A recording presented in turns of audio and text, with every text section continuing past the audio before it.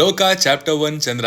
ಒಂದು ಒಳ್ಳೆ ರೈಟರು, ದಮ್ಮಿರೋ ಕತೆ, ಒಂದು ಸಾಲಿಡ್ ಐಡಿಯಾ, ಈ ಮೂರು ಸೇರ್ಕೊಂಡ್ರೆ ಇಂಡಿಯನ್ ಸಿನಿಮಾ ಯಾವ ಲೆವೆಲ್ಗೆ ಹೋಗ್ಬೋದು ಅನ್ನೋದನ್ನ ಲೋಕ ಚಾಪ್ಟರ್ 1 ಚಂದ್ರ ಈ ಸಿನಿಮಾ ತೋರಿಸ್ಕೊಟ್ಟಿದೆ.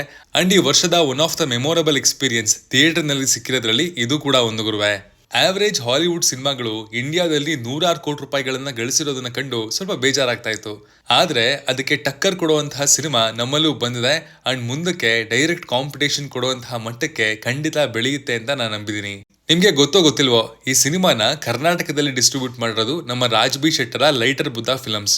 ಒಳ್ಳೆ ಸಿನಿಮಾಗಳ ಕೊಲಾಬ್ರೇಷನ್ ವಿತ್ ಗುಡ್ ಹ್ಯಾಂಡ್ಸ್ ನಡೀತಾ ಇರೋದು ನೋಡಿ ಖುಷಿ ಆಗುತ್ತೆ. ಆಕ್ಚುಲಿ ಈ ಸಿನಿಮಾ ನೋಡೋ ಪ್ಲಾನೇ ನಮ್ ತಲೆಯಲ್ಲಿ ಇರ್ಲಿಲ್ಲ. ನೆನ್ನೆ ಅಂದೊಂದಿತ್ತು ಕಾಲ, ಮೊನ್ನೆ ರಿಪ್ಪನ್ ಸ್ವಾಮಿ ಸಿನಿಮಾ ನೋಡಿ ರಿವ್ಯೂ ಮಾಡಿದ್ವಿ. ಬಟ್ ಕಮೆಂಟ್ ಬಾಕ್ಸ್ ಅಲ್ಲಿ ನಮ್ಮ ಸಬ್ಸ್ಕ್ರೈಬರ್ಗಳು ಮಾತ್ರ ಲೋಕ ಸಿನಿಮಾದ ರಿವ್ಯೂ ಬೇಕು ಅಂತ ಡಿಮ್ಯಾಂಡ್ ಮಾಡ್ತಿದ್ದನ್ನ ಕಂಡು ಇಷ್ಟು ಜನ ಕೇಳ್ತಾ ಇದಾರೆ ಅಂದ್ರೆ ಇದರ ರಿವ್ಯೂ ಮಾಡೋದ್ರಲ್ಲಿ ಒಂದು ಅರ್ಥ ಇದೆ ಅಂತ ಅನ್ಕೊಂಡು ಫೈನಲಿ ಸಿನಿಮಾನ ಬುಕ್ ಮಾಡಿದ್ದು ಆಯ್ತು, ನೋಡಿದ್ದು ಆಯ್ತು. ಸಿನಿಮಾ ನೋಡಿದ್ದು ನಮ್ಗೆ ಏನನ್ನಿಸ್ತು, ಏನೆಲ್ಲ ಇಂಪ್ರೆಸ್ ಮಾಡ್ತು, ಏನೆಲ್ಲ ಡಿಪ್ರೆಸ್ ಮಾಡ್ತು, ಎಲ್ಲವನ್ನ ತಿಳಿಸ್ಕೊಡ್ತೀನಿ. ಬನ್ನಿ ರಿವ್ಯೂ ನೋಡ್ಕೊಂಬರೋಣ. ಹಾಯ್, ಎಲ್ರಿಗೂ ನಮಸ್ಕಾರ ಅಂಡ್ ವೆಲ್ಕಮ್ ಟು ಖಡಕ್ ಸಿನಿಮಾ. ನಾವು ಮಾಡುವಂತಹ ರಿವ್ಯೂಗಳು ನಿಮ್ಗೆ ಇಷ್ಟ ಆದ್ರೆ ಮಾತ್ರ ನಮ್ಮ ಚಾನೆಲ್ನ ಸಬ್ಸ್ಕ್ರೈಬ್ ಮಾಡ್ಕೊಳ್ಳಿ. ಮಲಯಾಳಂನಲ್ಲಿ ಹೊಸ ಯೂನಿವರ್ಸ್ ಒಂದರ ಆರಂಭ ಆಗ್ತಿದೆ. ಅಂಡ್ ಆ ಯೂನಿವರ್ಸ್ ನ ಮೊದಲನೇ ಚಾಪ್ಟರ್ ಈ ಸಿನಿಮಾ. ಬಹಳಷ್ಟು ಅನ್ಪ್ಲಾನ್ಡ್ ಅನ್ನೆಸೆಸರಿ ಯೂನಿವರ್ಸ್ ಅನ್ನ ನಾವು ನೋಡಿದೀವಿ. ಬಟ್ ಈ ಯೂನಿವರ್ಸ್ಗೆ ಒಂದು ಅರ್ಥ ಇದೆ. ಅಂಡ್ ಇಂಡಸ್ಟ್ರಿಗೆ ಬೇಕಿರುವಂತಹ ವ್ಯಾಲ್ಯೂನು ಕೂಡ ಇದು ತಂದು ಕೊಡುತ್ತೆ ಅನ್ನೋದು ಸದ್ಯಕ್ಕೆ ಮೇಲ್ನೋಟಕ್ಕೆ ಕಂಡು ಬರ್ತಾ ಇದೆ. ಡೊಮಿನಿಕ್ ಅರುಣ್ ಅವರು ಡೈರೆಕ್ಟ್ ಮಾಡಿರುವಂತಹ ಈ ಮಲಯಾಳಂನ ಸೂಪರ್ ಹೀರೋ, ಅಲ್ಲ ಸೂಪರ್ ಹೀರೋಯಿನ್ ಸಿನಿಮಾದಲ್ಲಿ ಕಲ್ಯಾಣಿ ನಸ್ಲನ್ ಅವರು ಲೀಡಾಗಿ ಕಾಣಿಸ್ಕೊಂಡಿದ್ದಾರೆ.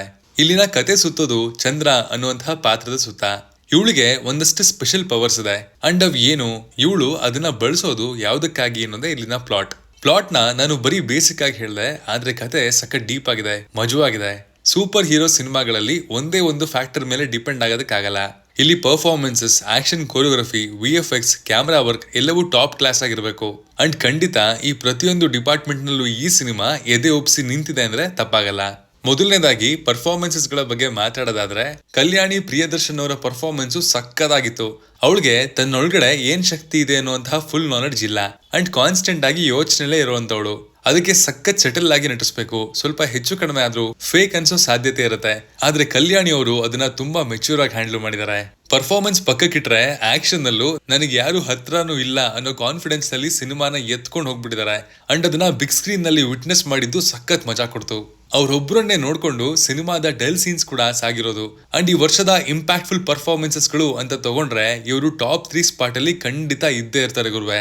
ಟೆಕ್ನಿಕಲಿ ಈ ಸಿನಿಮಾ ಆಲ್ಮೋಸ್ಟ್ ಪರ್ಫೆಕ್ಟ್ ಅಂತ ಅನ್ಸೋದಕ್ಕೆ ಶುರುವಾಯಿತು. ಎಸ್ಪೆಷಲಿ ಫಸ್ಟ್ ಹಾಫ್ ನಲ್ಲಿ ಬೆಂಗಳೂರಿನಲ್ಲಿ ಸೆಟ್ ಆಗಿರುವಂತಹ ಈ ಸಿನಿಮಾನ ಸಖತ್ ರಿಚ್ ಫ್ರೇಮ್ಸ್ ಜೊತೆಗೆ ಕೂಡಿಸಿದ್ದಾರೆ. ಇದರ ಟ್ರೈಲರ್ ನಲ್ಲೇ ಇದರ ತುಣುಕುಗಳನ್ನ ನೀವು ನೋಡಬಹುದು. ಅವು ಥಿಯೇಟರ್ ನಲ್ಲಿ ಇನ್ನಷ್ಟು ಉತ್ತಮವಾಗಿ ಕಾಣಿಸ್ತವೆ. VFX ವರ್ಕ್ ಪಾಲಿಶ್ಡ್ ಆಗಿತ್ತು. ಒಂದು ಸೀನ್ಗೆ VFX ನ ತಗೊಂಡ್ ಬಂದಿದ್ದಾರೆ ಅಂದ್ರೆ ಸಣ್ಣ ಸಣ್ಣ ಡೀಟೇಲ್ ಮೇಲೂ ಗಮನ ಹರಿಸಿರೋದು ಸಿನಿಮಾ ನೋಡ್ಬೇಕಿದ್ರೆ ಕಾಣಿಸುತ್ತೆ.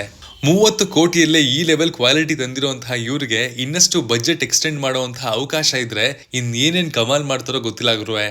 350ರಿಂದ 400 ಕೋಟಿ ಹಾಕಿ ಮಲ್ಟಿ ಸ್ಟಾರರ್ ಸಿನಿಮಾ ಅನಿಸ್ಕೊಳ್ಳುವಂತಹ ಸಿನಿಮಾಗಳು ಕೂಡ ಇದೇ ತಿಂಗಳು ರಿಲೀಸ್ ಆಗಿ VFX ವಿಷಯದಲ್ಲಿ ಫೇಲ್ ಆಗಿರೋದನ್ನ ಕೂಡ ನಾವು ನೋಡಿದೀವಿ. ಬಟ್ ಇವರು ಈ ಬಜೆಟ್ ಅಲ್ಲಿ ಇದನ್ನ ಪುಲ್ ಆಫ್ ಮಾಡಿರೋದಕ್ಕೆ ಒಂದು ಹ್ಯಾಟ್ಸ್ ಆಫ್ ಹೇಳಲೇಬೇಕು. ಇನ್ನು ಸಿನಿಮಾದಲ್ಲಿ ತಕ್ಕ ಮಟ್ಟಿಗೆ ಕಾಮಿಡಿ ಕೂಡ ಇತ್ತು. ಅದು ಎಷ್ಟು ಬೇಕೋ ಅಷ್ಟೇ ಇತ್ತು, ಬ್ಯಾಲೆನ್ಸ್ಡ್ ಆಗಿತ್ತು. ಅಂಡ್ ನನ್ಗೆ ಅದು ವರ್ಕ್ ಕೂಡ ಆಯ್ತು. ನನ್ನ ಎಕ್ಸ್ಪೀರಿಯನ್ಸ್ ಅನ್ನ ಇನ್ನಷ್ಟು ಡಬಲ್ ಮಾಡಿದ್ದು ಇಲ್ಲಿನ ಬ್ಯಾಕ್ ಗ್ರೌಂಡ್ ಸ್ಕೋರ್. ಜೇಕ್ಸ್ ಬಿಜಾಯ್ ಅವರು ಪ್ರೈಮ್ ಫಾರ್ಮ್ ಅಲ್ಲಿ ಇದ್ದಾರೆ. ಸರಿಪೋದ ಶನಿವಾರಂ, ತುಡರುಂ ಈ ಸಿನಿಮಾಗಳು ಮ್ಯೂಸಿಕ್ ನಿಂದ ಎಷ್ಟು ಎಲಿವೇಟ್ ಆಗಿತ್ತು ಅಂತ ನೀವು ಆ ಸಿನಿಮಾ ನೋಡಿದ್ರೆ ನೆನಪಿದ್ದೇ ಇರುತ್ತೆ. ಅಂಡ್ ಇಲ್ಲಿ ಕೂಡ ಆ ಕ್ಲಾಸ್ ಅನ್ನ ಮೇಂಟೈನ್ ಮಾಡಿದ್ದಾರೆ, ಸೀನ್ಸ್ ನ ಎಲಿವೇಟ್ ಮಾಡಿದ್ದಾರೆ, ಆ ಸಿಚುಯೇಷನ್ಗೆ ತಕ್ಕ ಹಾಗೆ ಸ್ಕೋರ್ ಮಾಡಿದ್ದಾರೆ. ಹಾಡುಗಳಿಲ್ಲ, ನನ್ನ ಪ್ರಕಾರ ಇಲ್ಲ ಅವಶ್ಯಕತೆನೂ ಇರಲಿಲ್ಲ. ಸಿನಿಮಾ ನೋಡುವಂತಹ 2.5 ಗಂಟೆ ಕೂಡ ವರ್ಲ್ಡ್ ಬಿಲ್ಡಿಂಗ್ ಏನೇ ಯುಟಿಲೈಸ್ ಮಾಡ್ಕೊಂಡಿದ್ದಾರೆ. ಅಂಡ್ ಮ್ಯೂಸಿಕ್ ಡಿಪಾರ್ಟ್ಮೆಂಟ್ ನಲ್ಲಿ ಇದು ಖಂಡಿತ ವಿನ್ ಆಗಿದೆ.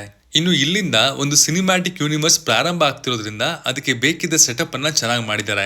ಅದು ಈ ಸಿನಿಮಾ ನೋಡ್ಬೇಕಾದ್ರೆ ಅನವಶ್ಯಕ ಅಂತ ಅನಿಸ್ಬೋದು. ಬಟ್ ಈ ಯೂನಿವರ್ಸ್ ನ ಮುಂದಿನ ಸಿನಿಮಾಗಳು ಬರ್ತಾ ಹೋದಂಗೆ ಎಲ್ಲದಕ್ಕೆ ರೌಂಡ್ ಆಫ್ ಸಖತ್ತಾಗಿ ಸಿಗುತ್ತೆ ಅನ್ನೋದು ನನ್ನ ಹೋಪ್. ನೀವು ಈ ಸಿನಿಮಾ ನೋಡೋದಕ್ಕೆ ಹೋಗ್ತೀರಾ ಅಂದ್ರೆ ಕ್ರೆಡಿಟ್ಸ್ ಎಲ್ಲ ಮುಗಿಯೋವರೆಗೂ ಕಾದು ಕೂತಿರೋದು ಬಹಳ ಒಳ್ಳೇದು. ಅಲ್ಲೊಂದು ಸರ್ಪ್ರೈಸ್ ಖಂಡಿತ ನಿಮ್ಗೆ ವೆಯ್ಟ್ ಮಾಡ್ತಾ ಇರುತ್ತೆ. ಇಲ್ಲಿ ನನಗೆ ವರ್ಕ್ ಆಗದೆ ಇರುವಂತಹ ಫ್ಯಾಕ್ಟರ್ಸ್ ಮೇಲೆ ಕಣ್ಣು ಹಾಕತಾದ್ರೆ ನೆಸ್ಲನ್ ಅವರ ರೋಲು ಇನ್ನೂ ಬೆಟರ್ ಆಗ್ಬೇಕಿತ್ತು.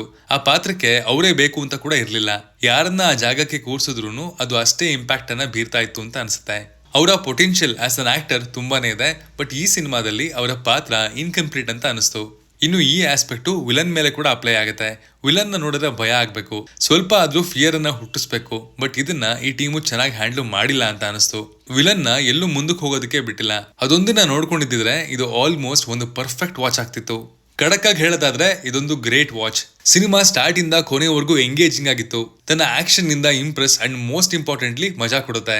ನಿಮ್ಗೆ science fiction, super hero cinema ಇಷ್ಟ ಇದ್ರೆ, ಟ್ರೈಲರ್ ನೋಡಿ ಕಿಕ್ ಸಿಕ್ಕಿದ್ರೆ ಖಂಡಿತ ಟ್ರೈ ಮಾಡಿ ಅಂತ ಹೇಳ್ದ ಇದಾಗಿತ್ತು ಲೋಕ ಸಿನಿಮಾದ ರಿವ್ಯೂ. ನೀವು ಈ ಸಿನಿಮಾವನ್ನ ನೋಡಿದ್ರೆ ನಿಮ್ಗೆ ಏನ್ ಅನಿಸ್ತು ಅನ್ನೋದನ್ನ ಕಮೆಂಟ್ ಮಾಡಿ ತಿಳಿಸಿ.